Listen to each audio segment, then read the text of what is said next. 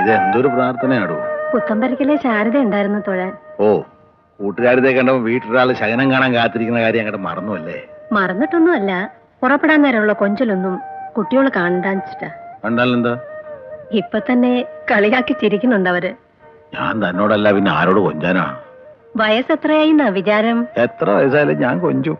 മീശ നരച്ച് പോയതിനാല് ആശ നരച്ച് പോയിടുമോ? ആ പിന്നെ പ്രസാദിനെ ഒന്ന് തിരക്കണം. ഒരാഴ്ചയായി കമ്പനിന്ന് ലീവാത്രേ. ആവോ, നല്ലൊരു ദിവസമായിട്ട് അവൻ കാണിച്ച പണി കണ്ടോ? അവൻ വന്നിട്ട് അമ്പലത്തിൽ പോകാൻ കാത്തിരിക്കുക അശ്വതിയും കുഞ്ഞു. പോയാ പോയ വഴി, വന്നാ വന്ന വഴി. അവനിങ്ങനെ വിട്ടാ പറ്റില്ല കേട്ടോ. ഞാനൊന്ന് അന്വേഷിക്കട്ടെ.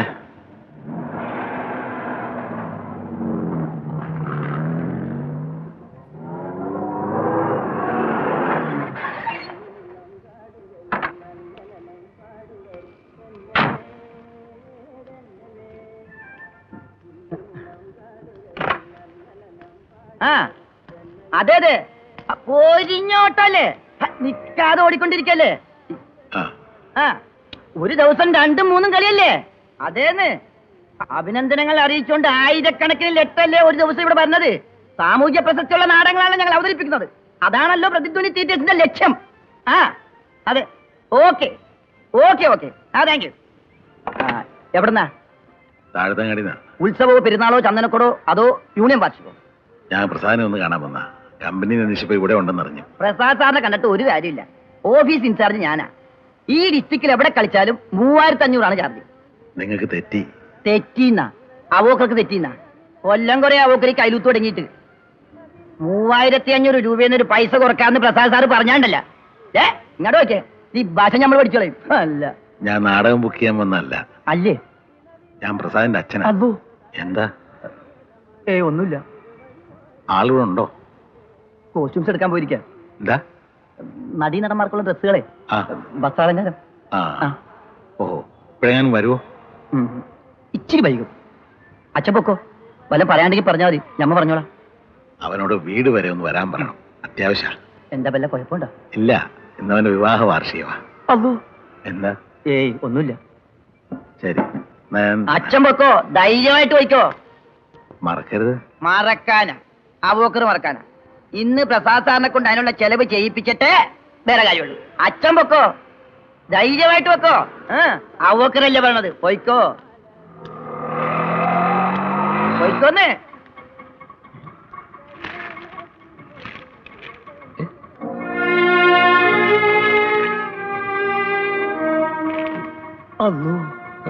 അച്ഛൻ എവിടെ? വെറുതെ. എന്റെ അച്ഛനാ. എന്താ അച്ഛാ?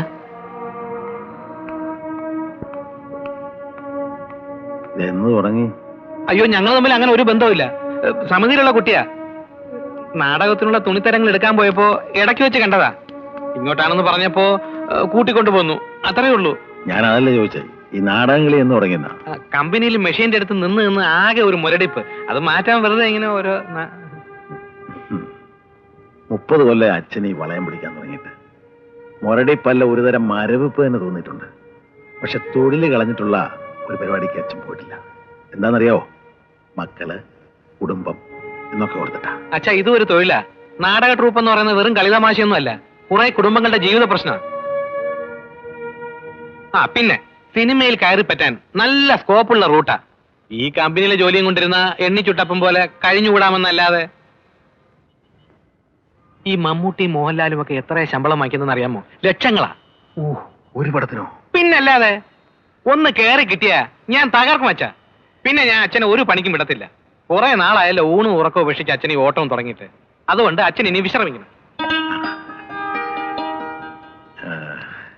ഈ കലയെന്ന് സാഹിത്യം എന്നൊക്കെ പറഞ്ഞാ അച്ഛന് ഇഷ്ടമില്ലാണ്ടല്ല, നല്ല കാര്യമാ. പക്ഷെ വീട്ടിലൊന്ന് പറഞ്ഞിട്ട് പോയിക്കൂടെ? ഇന്നത്തെ ദിവസം ഏതാണെന്നറിയോ? മറന്നുല്ലേ? നിങ്ങളുടെ വിവാഹം കഴിഞ്ഞിട്ട് 6-ാം വർഷമാ. ഞാനത് ഓർത്തോർത്തിരുന്നതാ. അശ്വതി പ്രത്യേകം പറയുകയും ചെയ്തു. ഇതാണ് ഓരോ ഉത്തരവാദിത്തങ്ങൾ തലയെ കെട്ടിയുള്ള കുഴപ്പം. സാരമില്ല, നീ വേഗം വീട്ടിലേക്ക് ഒന്ന് ഇപ്പൊ തന്നെ പുറപ്പെടാം. വേണ്ട, ഞാൻ കൊണ്ടാക്കാം. വേണ്ട, അച്ഛനൊരു ഓട്ടം കളയണ്ട. പിന്നെ നമ്മുടെ കുടുംബം മറന്നിട്ടുള്ള ഒരു ബന്ധത്തിൽ ഞാൻ ചാടരുത് മോനെ. അച്ഛൻ എന്തായി പറയണത്? ഞാൻ അത്രയ്ക്ക് വിവരമില്ലാത്തനാ. അല്ല, നിന്റെ അങ്ങനത്തെ തെറ്റുണ്ടാവില്ല. എന്നാലും പറയാ, തലയ്ക്ക് മൂത്തവനാ നീ. കെട്ടിക്കാൻ പ്രായമായ 2 എണ്ണം വീട്ടിൽ നിൽപ്പുണ്ട്. അത് മറക്കരുത്. എനിക്കതൊന്നും ഓർമ്മയില്ലെന്ന് അച്ഛന്റെ വിചാരം. ഓർമ്മ ഉണ്ടായാൽ മതി.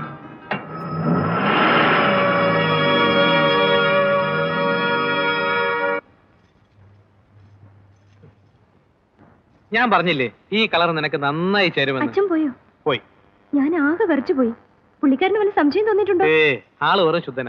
എന്നെ പിന്നെ ഇന്നൊരു ചെലവുണ്ടട്ടാ. ഒരു ഫുൾ കുപ്പി പൊട്ടിക്കാതെ അവോക്കർ വിടൂല. എന്താ? ഒന്നുമില്ല. വാങ്ങിച്ചു തരാന്നല്ലേ. പോ. പിന്നെ ആവട്ടെ, പൊക്കോന്ന് ഓരോ നേരം കാണാം. അവോക്കർ പോ. എന്താ വിശേഷം? ഒന്നുമില്ലെന്നേ. അവന് വെള്ളം അടിക്കാൻ ഓരോ കാരണങ്ങള്. എന്നോട് മറിക്കണ്ട. വീട്ടിൽ എന്താ വിശേഷം? ഒന്നുമില്ലെന്നേ. സത്യം പറ. കല്യാണ വാർഷികമാ, 6ാമത്തെ. അച്ഛൻ വിളിക്കാൻ വന്നതാ? എത്ര നാൾ ഇങ്ങനെ ഒളിച്ചു കളിക്കാനാ പരിപാടി? ഇതാ നിനക്കുള്ള കുഴപ്പം. നിസ്സാര കാര്യം മതി. എനിക്കറിയാം. ഒടുവിൽ എന്നെ വലിച്ചെറിഞ്ഞിട്ട് പോവും. ഞാനോ? അതിന് ലോകം അവസാനിക്കും. ലോകാവസാന നാളിനെ ഇനി അധിക ദൂരമില്ല. ഒടേ തമ്പുരാൻ തന്നവർക്ക് കല്ലുമ്മ കല്ല് ശേഷിക്കാതെ തിരിച്ചിടും.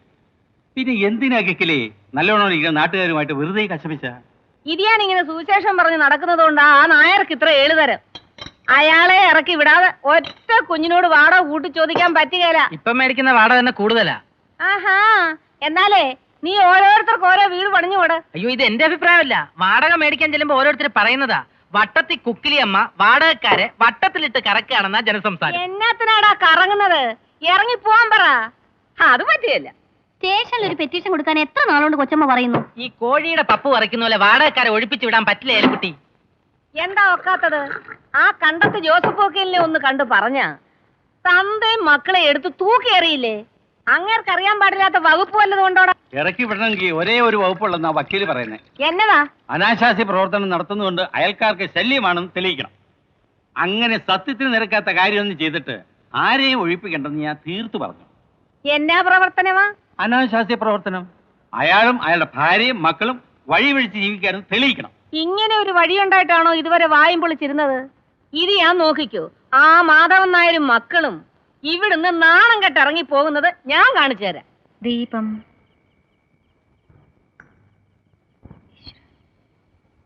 അശ്വതി എന്തിയടി? അവിടെ കിടന്ന് കരയാ. ഇപ്പൊ കരയാൻ വേണ്ടി ഇവിടെ എന്താ ഉണ്ടായേ? അവൻ ഉടനെ എത്തില്ലേ?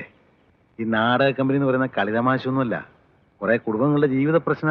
അച്ഛൻ ഇങ്ങനെ സപ്പോർട്ട് ചെയ്യുന്നുണ്ടോ ചേട്ടൻ ഇത്ര എഴുതരം? ഒന്നും ഇവിടെ വരെ വന്നിട്ട് പോകാൻ പറ്റാത്ത തിരക്കെന്താണാവോ? ചില ഉത്തരവാദിത്വങ്ങളൊക്കെ ഏറ്റെടുത്ത അങ്ങനെയാ. ഉള്ള ജോലി കളഞ്ഞിട്ട് ഇതിന് നടക്കണോ? ചിലപ്പോ സിനിമയിൽ കയറാൻ ചാൻസ് ഉണ്ടാകുമെന്നാ അവൻ പറയണേ. സിനിമാക്കാരുടെയൊക്കെ വരുമാനം എന്താന്നാ വിചാരം?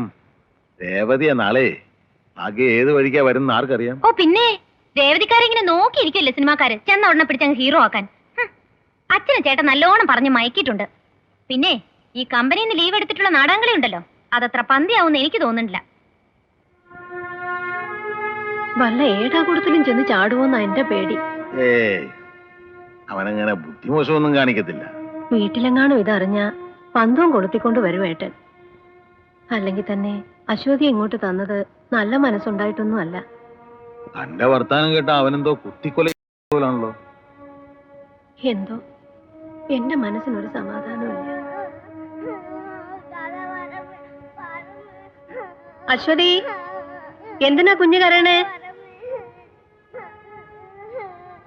താൻ ചെന്ന് അതിനെ എടുത്തു.